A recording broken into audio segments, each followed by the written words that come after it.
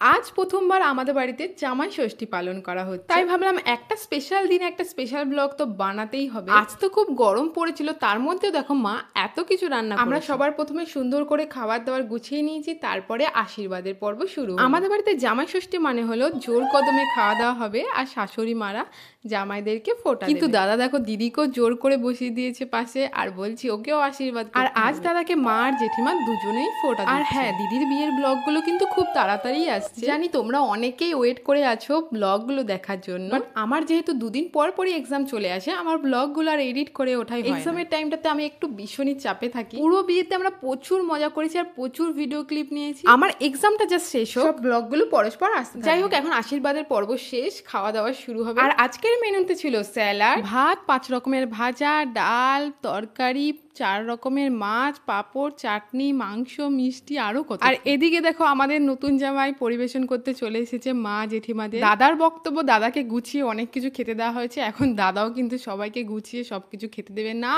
করলে চলবে না। কিরে দেখা কি কি পেলি তোর বরের জন্য? সবার জন্যটাই দেখাবো, ঠিক আছে? এখানে সব গিফটের দোকান বসেছে। এটা কার জন্য বল?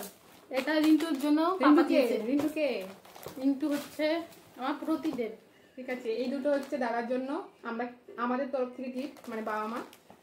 আর হচ্ছে এটা হচ্ছে জেঠি আর জেঠু দিয়েছে।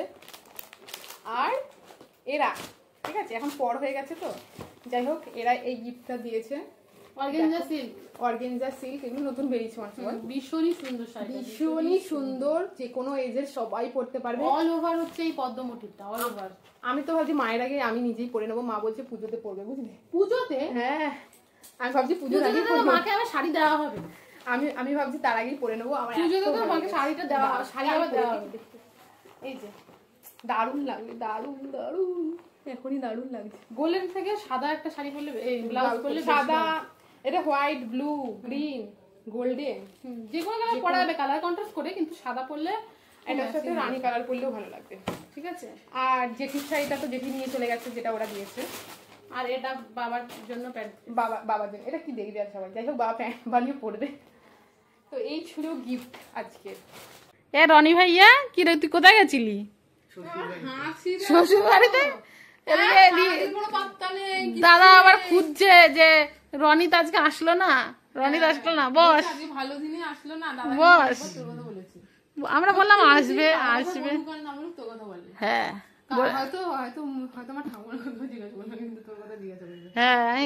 আমি বলেছি আসবে, তো নীতিশাকে আবার বলে যে ফোন করো, তখন নীতিশা বলছে ওর বাবার মোবাইল, ওটা কি করে ফোন করবো?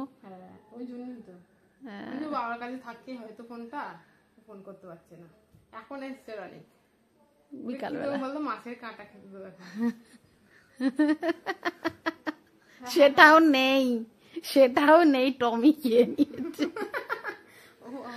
আজ সন্ধ্যাবেলা আমরা আবার একটু বেরিয়েছিলাম। আমরা বলতে দাদা, আমরা 3 বোন, সাথে রনিত ভাই। বড় ব্লগের জন্য আর কোনো ক্লিপ নেওয়া হয়নি, তো আমি শর্টস ভিডিওতে তোমাদেরকে আরো কিছু ভিডিও শেয়ার করব।